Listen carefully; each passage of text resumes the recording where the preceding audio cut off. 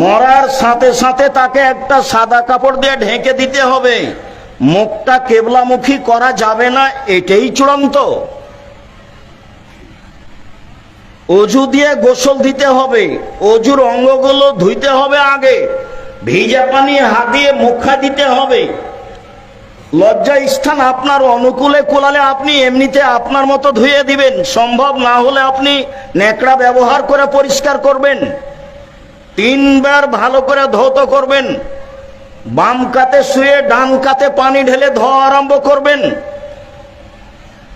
অজু করার পূর্বে নাকে তেনা দিতে হবে, নখ কাটতে হবে, লোম পরিষ্কার করতে হবে। এটা জাজল্য নেহায়াতন না, এটাই বিধান।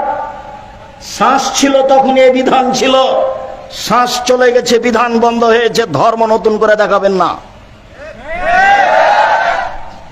তার আগেই তোমার মায়ের প্রয়োজন ছিল দেখা, এখন তোমার মায়ের ওই বিলাপ করে কাঁদার কোনো প্রয়োজন নেই। শ্বাস চলে গেছে, ধর্ম বন্ধ হয়ে গেছে, এখন পরিষ্কারের কোনো সুযোগ নেই। এখন অজু দিয়ে গোসল দিতে হবে, এটাই চূড়ান্ত। গোসল দিয়ে হাত দুটি 2 পাশে রাখতে হবে, কাফনে উঠে।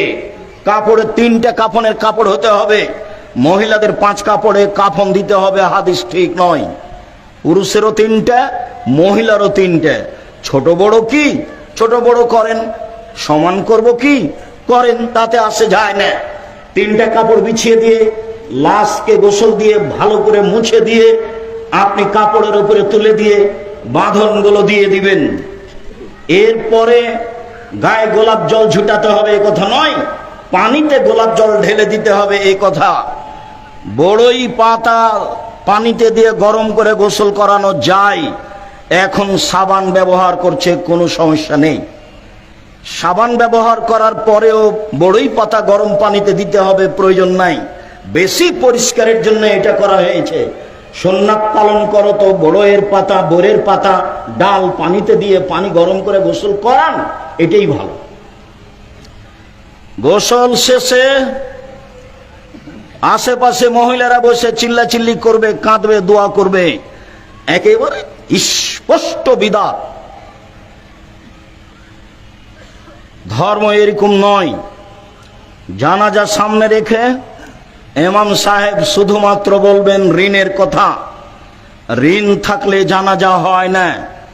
আল্লাহর নবী এমন জীবনে কোনোদিন পার হয়নি যেদিন যে ওয়াক্তে তিনি সালাম ফেরার পূর্বে এই কথাটা বলেননি, আউযু বিকা মিনাল মা'সামি ওয়াল মাগরাম, আল্লাহুম্মা ইন্নী আউযু বিকা মিন আযাবি জাহান্নাম, আউযু বিকা মিন আযাবিল কবর।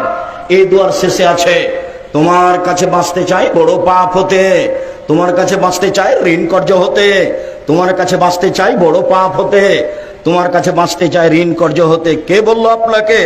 ব্যাংকে চাকরি করায় আপনার অপরাধ। এই দেশে ধর্মীয় কোনো ব্যাংক নেই রাসূল সাল্লাল্লাহু আলাইহি সাল্লামের পদ্ধতিতে, আবার সেখানে চাকরি করেন খুশি মনে, আবার সেখানে ঋণ তুলে বাড়ি করেন, বউয়ের ছেলে মেয়ের থাকার জায়গা করেন। ধর্ম পাগল হয়নি? চাকরি করায় অপরাধ, আবার ঋণ নিয়েছেন, এটা অপরাধ থেকে অপরাধ। আপনার জানাজা হবে না। দেখি কে প্রমাণ করে দিতে পারে আপনার জানাজার বৈধতা। সারা দুনিয়ার হচ্ছে, যে চোরেরও তো হচ্ছে।